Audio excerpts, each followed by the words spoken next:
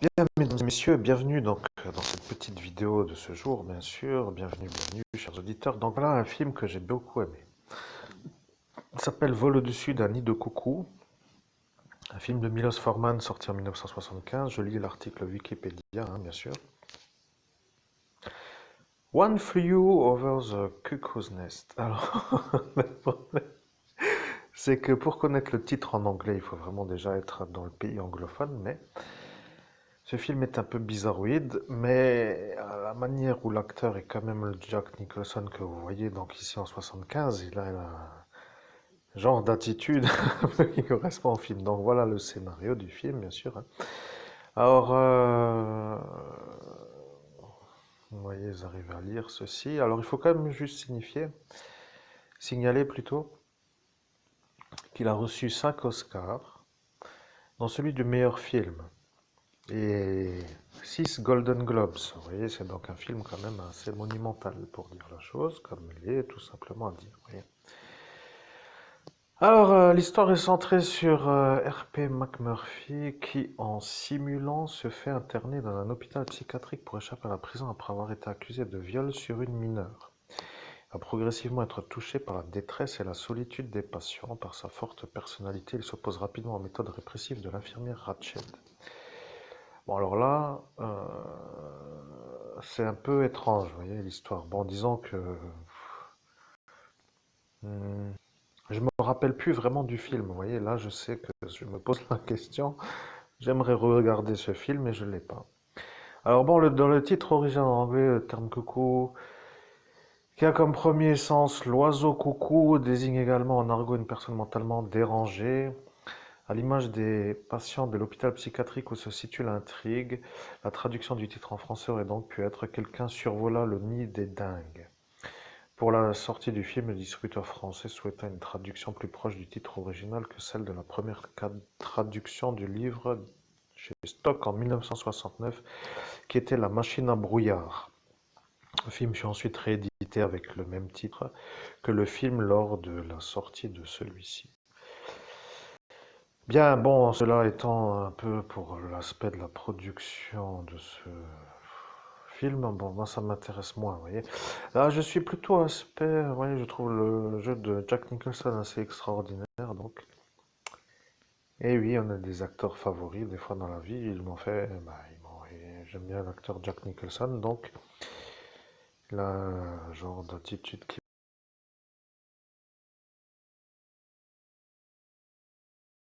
Shining, je ne sais même plus, moi, à force de toujours me mélanger les références de films. Donc cette histoire, juste pour dire, est assez intrigante et ça a l'air d'être un peu quand même une histoire de dingue. Vous voyez, bah, c'est justement ça, c'est vol au-dessus d'un nid de dingue. Donc en fait, celui-ci, si vous voulez, l'intrigue, c'est que maintenant, je me pose la question, a-t-il fait ou n'a-t-il pas fait? Est-il accusé à tort d'avoir fait? Parce que moi, si je suis lui à la place de celui là, à l'écran, vous voyez, ce R.P. McMurphy, si moi je dois échapper à ça pour être donc en prison avec, non, pardon, à l'asile psychiatrique avec des fous, je refuse, bien sûr. Vous voyez ce que je veux dire, parce que je ne suis pas l'auteur du trouble.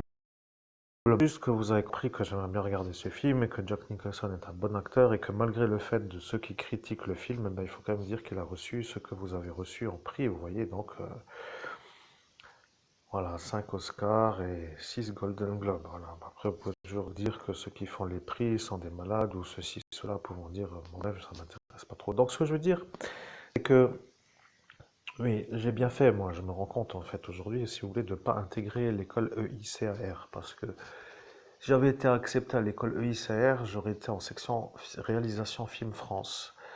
Et je me rends compte qu'à cet instant, j'aurais peut-être été un peu dans une démarche qui ne m'aurait pas épanoui. Je ne vais pas trop rentrer dans les détails, même si j'avais été accepté en deuxième année à l'instant de la sélection, puisqu'ils ont vu que j'avais quand même un niveau à l'époque de cette époque. Rappelez-vous, le clip Poison verbal, je constate qui à cet instant a été pour moi une sorte oui, de tremplin vers l'éventuelle carrière de réalisateur. Donc aujourd'hui, je ne suis plus dans la réalisation, mais je vois que j'aurais peut-être été dans la réalisation française Avec mes origines lorraines, je ne serais peut-être pas vu comme un des favoris. Alors bon, j'aurais peut-être perdu de l'argent à faire cette école, mais ne pouvant pas être sûr, eh bien, je ne peux pas être sûr à 100%. Mais vous savez, le monde du cinéma, c'est un monde où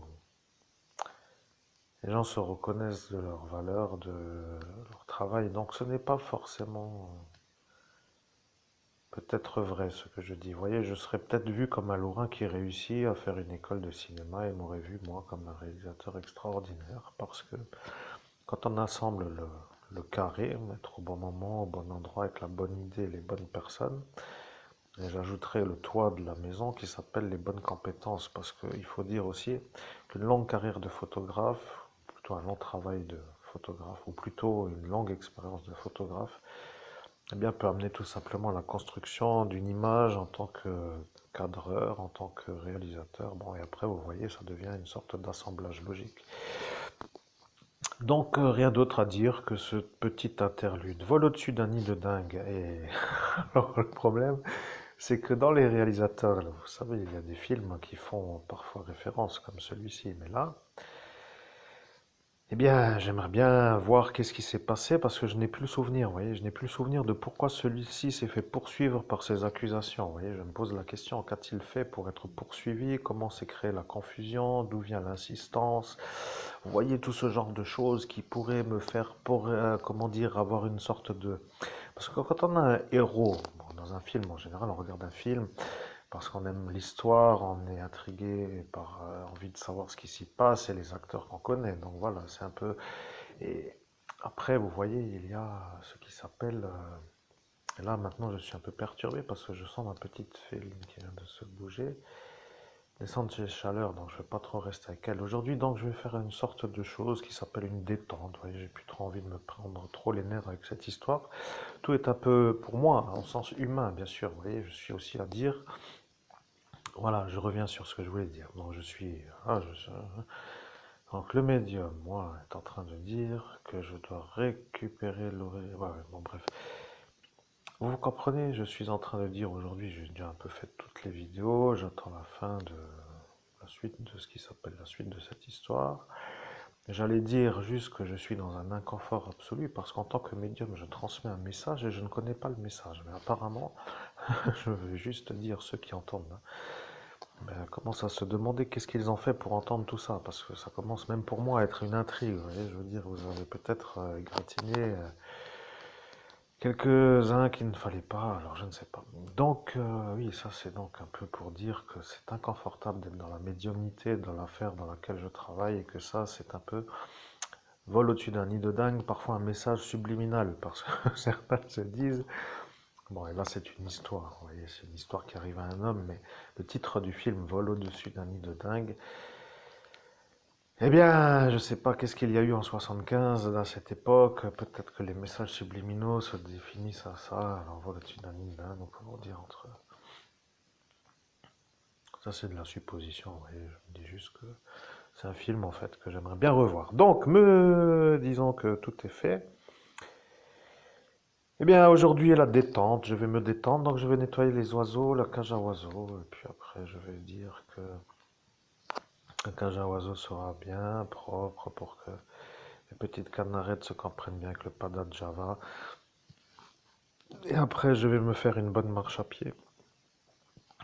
Parce que il faut marcher à pied, des fois, ça entretient quand même. Il faut dire l'avantage de la marche à pied pour ceux qui n'ont pas de voiture, c'est que ça entretient les articulations, le mouvement du corps. Vous voyez, on devient un homme un peu dans la... Bon, ça ouvre l'appétit, hein, je peux vous dire quand même que ça donne faim, tout ça. Mais les gens me disent que je fais rien d'autre que de manger. Bon, après, on peut toujours critiquer, mais cela ne marche pas à pied. Donc le jour où ils feront de la marche à pied, peut-être comprendront-ils que l'appétit vient en marchant. Alors, bon, petit humour, une petite séance d'humour, bien sûr. Bien, bien, bien, bien, rien d'autre à dire pour l'instant. Alors, je vous souhaite à tous et à toutes une très belle journée, à très bientôt. Et au final, cet acteur est quand même assez... Pourquoi refais-je le raccordement avec l'acteur, je ne sais pas. Voilà, c'est Jack Nicholson qui se trouve être là. Alors, si je clique sur Jack Nicholson, nous allons bien voir ce qu'il va se passer. Parce que parfois, il y a des choses aussi qui permettent à certains de se disculper. Vous voyez, des accusations. Alors, oui, regardez. Jack Nicholson est quand même un homme assez dans la soirée avec son nœud de papillon. Voilà, c'est comme cela qu'il faut être un peu avec les gens normaux, vous voyez.